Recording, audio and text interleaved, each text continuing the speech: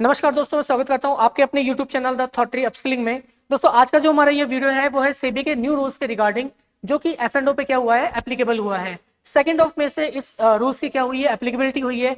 इस रूल्स का हमारे ट्रेडर्स कम्युनिटी पे क्या इंपैक्ट होगा, साथ में ब्रोकर्स के लिए एक क्या नए तरीके की प्रॉब्लम क्रिएट हो गई है।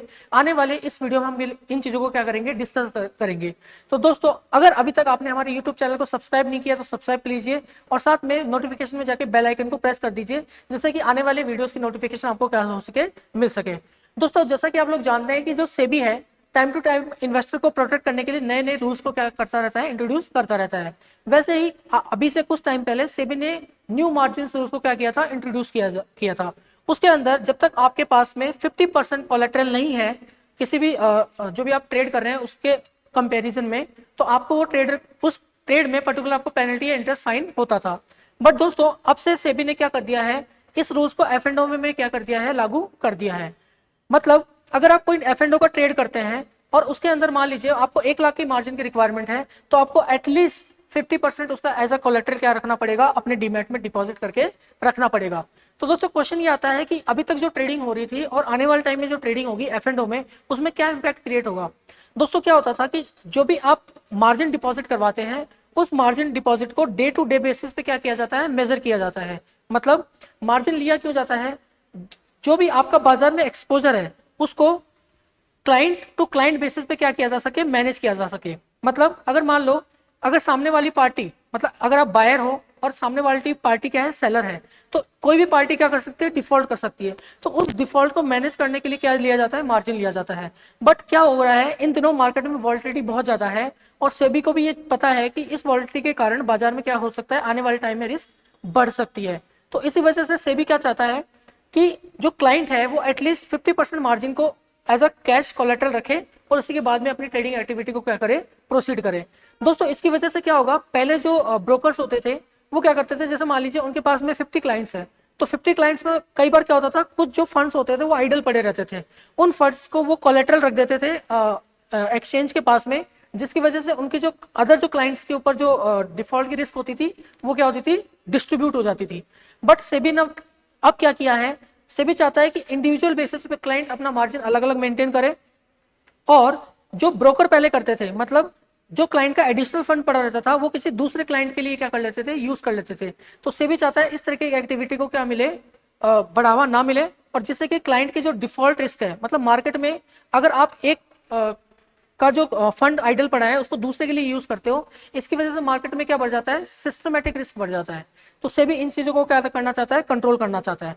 तो अलग अलग जो इंडस्ट्रीज के दिग्गज है उनका मानना है कि इसकी वजह से मार्केट में ट्रांसपेरेंसी बढ़ेगी, मार्केट में नए जो पार्टिसिपेंट है उनको मौका मिलेगा वो और अच्छे तरीके से काम करने का। बट इसके लिए ब्रोकर कम्युनिटी में एक बहुत बड़ी प्रॉब्लम क्रिएट हो गई है। वो क्या, कि मान लीजिए उनका जो एक फंड का रोटेशन चलता था वो क्या हो सकता है, वो इम्पैक्ट होगा। मतलब अभी मान लीजिए अगर अगर आपके पास मार्जिन उतना नहीं है तो आप क्या करोगे, ट्रेडिंग करना छोड़ दोगे या आपके वॉल्यूम्स कम हो जाएंगे। इसकी वजह ब्रोकर ये नहीं चाहेगा, या फिर ब्रोकर कम्युनिटी ये नहीं चाहती कि हमारे क्लाइंट्स को ये सर्विसेज हम लोग क्या करें, अचानक से बंद करें। तो ब्रोकर क्या करेंगे, यहाँ पे अगर आपको फंड्स की रिक्वायरमेंट पड़ती है तो सेबी ने ये कहा है कि अगर क्लाइंट आपसे फंड की मांग करता है, मतलब फंड अरेंजमेंट ब्रोकर को कहने के लिए कहता है, तो ब्रोकर क्लाइंट को फंड अरेंज कर सकता है। बट इस केस में ब्रोकर आपसे क्या करेगा, एडिशनल इंटरेस्ट की कॉस्ट को चार्ज करेगा। दोस्तों, ये तो है न्यू मार्जिन रूल्स की बात में, न्यू मार्जिन का ब्रोकर के ऊपर क्या है, इसका इंपैक्ट। पर दोस्तों, कहीं ना कहीं अगर मार्जिन की रिक्वायरमेंट बढ़ती है, तो अगर आप देखें जो इंडिया में लार्जर वॉल्यूम होता है वो लार्जर वॉल्यूम होता है रिटेल इंडिविजुअल इन्वेस्टर या ट्रेडर का। बट अगर ये रिक्वायरमेंट अचानक से बढ़ा दी जाएगी तो क्या होगा, इसकी वजह से जो वॉल्यूम है मार्केट में, जो वॉल्यूम का जो पार्टिसिपेशन होता है वो क्या हो सकता है, इंपैक्ट हो सकता है, जिसकी वजह से लिक्विडिटी प्रॉब्लम क्रिएट हो सकती है। तो दोस्तों, अगर आप एफ एंड ओ में ट्रेड करते हैं तो आपको सेबी के इन न्यू रूल्स का ध्यान रखना है, जिसकी वजह से आपको इंटरेस्ट और पेनल्टी की जो कॉस्ट है वो क्या हो सके, ना लगे, और साथ में आप सेबी के रूल्स को ध्यान में रखते हुए ट्रेडिंग करें। तो दोस्तों, ये जो एएसएम कॉन्सेप्ट आया है ये स्टेज फॉर्मेट में आया है। मतलब सेबी क्या करेगी, अब कंटिन्यूस बेसिस पे जो एफ एंड ओ में जितने भी स्टॉक्स हैं उनको क्या करेगी, मेजर करेगी ऑन द बेसिस ऑफ उनकी क्लोजिंग प्राइसेस का डिफरेंस, वॉल्यूम, और जैसे मान लीजिए पी रेशियो, मार्केट कैपिटलाइजेशन, कुछ फैक्टर्स है उनके बेसिस पे सेबी क्या करेगी, स्टॉक को मॉनिटर करेगी। और ये जो मॉनिटरिंग का पीरियड है ये 15 डेज, 5 डेज, 15 डेज और मंथ एंड का हो सकता है। उसके बेसिस पे सेबी मेजर करेगी कि कौन से स्टॉक्स को किन कैटेगरी में रखना है। तो यहाँ पे दो कैटेगरी बनाई गई है, ASM 1 एंड ASM 2।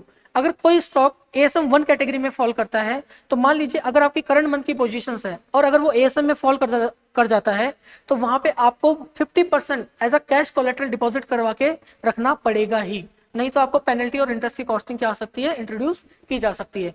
साथ में मान लीजिए अगर मार्केट में बहुत ज्यादा वॉलिटिलिटी हो रही है, जिसकी वजह से ASM जो फॉल कर रहा है वो सेकंड कैटेगरी में फॉल कर रहा है, तो वहां पे आपकी मार्जिन रिक्वायरमेंट 100% तक लेके जाई जा सकती है। मतलब अगर आपको F&O में ट्रेड करना है, तो अभी आप क्या करते हैं, इनिशियल अमाउंट मतलब 30% 25% मार्जिन पे करके आप वो ट्रेड कर सकते हैं। मतलब लेकिन अगर यही ASM में सेकंड कैटेगरी में फॉलो जाता है, तो आपको मार्जिन की रिक्वायरमेंट सीधा 100% तक भी जा सकती है। तो दोस्तों ये जो स्टेप लिया गया है सेबी के द्वारा, ये वॉलेटिलिटी को देखते हुए लिया गया है, जिससे कि मार्केट में सिस्टमेटिक रिस्क को क्या किया जा सके, कंट्रोल किया जा सके। तो ब्रोकर्स के अलग अलग ओपिनियन है, but as a trader community जो भी हमारे भाई हैं, उनको मैं ये कहना चाहूंगा कि आप इन रूल्स का ध्यान रखें और साथ में अपनी ट्रेडिंग को बहुत ही कॉशियस होकर करें, और साथ में इन मेजरमेंट का भी क्या रखें, आप लोग ध्यान रखें।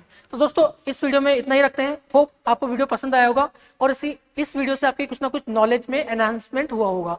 तो दोस्तों आज के लिए इतना रखते हैं, मिलते हैं नेक्स्ट वीडियो में, तब तक के लिए थैंक यू सो मच।